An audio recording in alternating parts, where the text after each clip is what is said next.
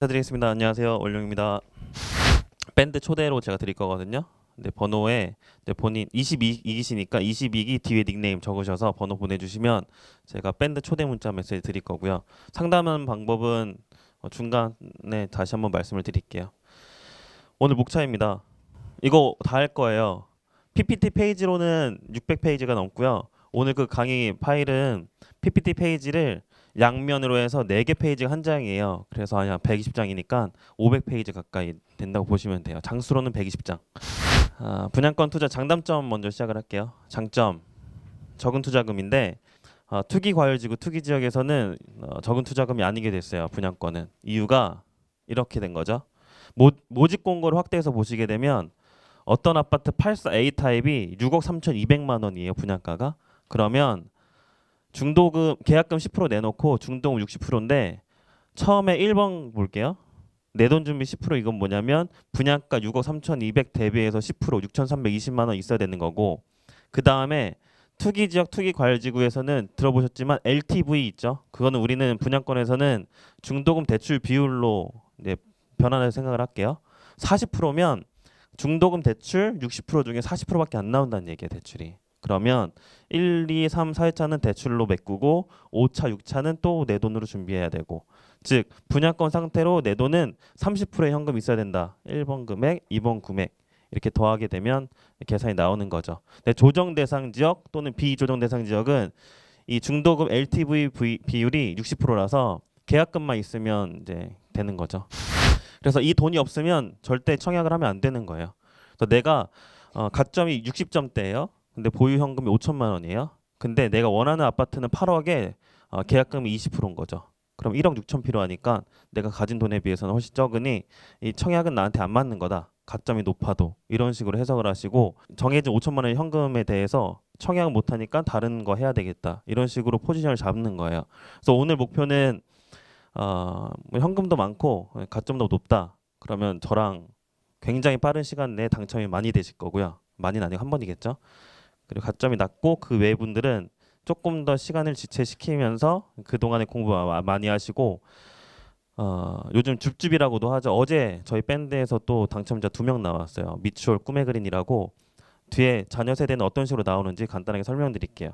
그러니까 여러 가지 방법을 구하셔야 돼요. 다시 높은 가점이랑 그에 맞는 현금이 이제 정확하게 준비되신 분 말고는 여러 가지 방법을 다양하게 활용을 해야 되는데, 그 활용하는 방법은 오늘 기초 아침 시간에 어느 정도 하고 오후 시간 위주로 또 생각을 많이 하시게 될 겁니다.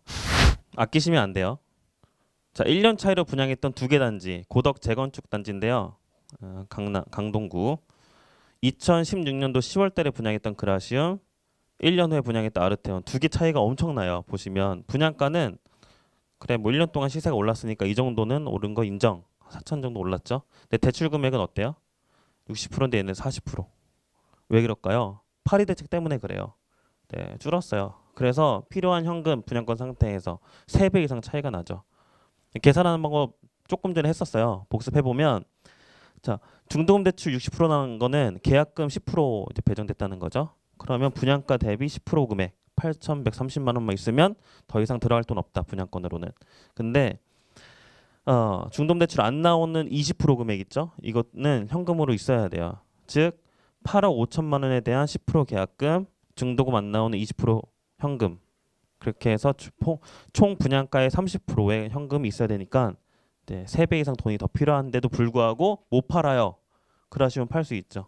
그래서 지금 그라시움은 계속 팔리고 있는 거예요. 다음에 서울의 재개발지. 주변보다 싸면 되는 거예요. 싸요.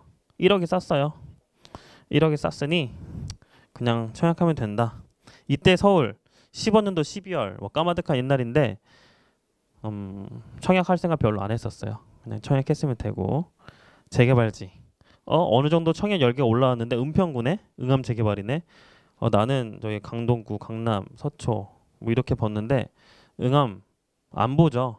근데 한번 볼게요. 백년 헬스테이트가 11년도 12월 달에 입주했어요. 보는 방법은 17년도 3월 달 분양 당시에 33평 매가와 전세가. 33 매가 보니까 5억 전후 형성인데 역하고 더 가까운 신축 아파트가 분양가가 똑같아요, 거의. 그러면 얘가 비싼 거예요? 얘가 싼 거예요? 네, 얘가 싼 거예요.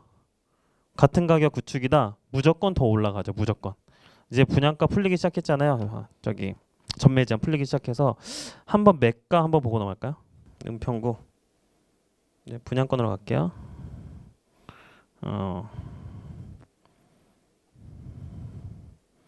네, 나왔네요. 면적 80. 이거는 공급 면적 기준이라 34평 하려면 111로 해야 돼요. 아, 엄청 올랐네요. 호가예요, 근데 호가. 어디까지는 호가다. 8억, 8억 5천, 7억, 7억 5천.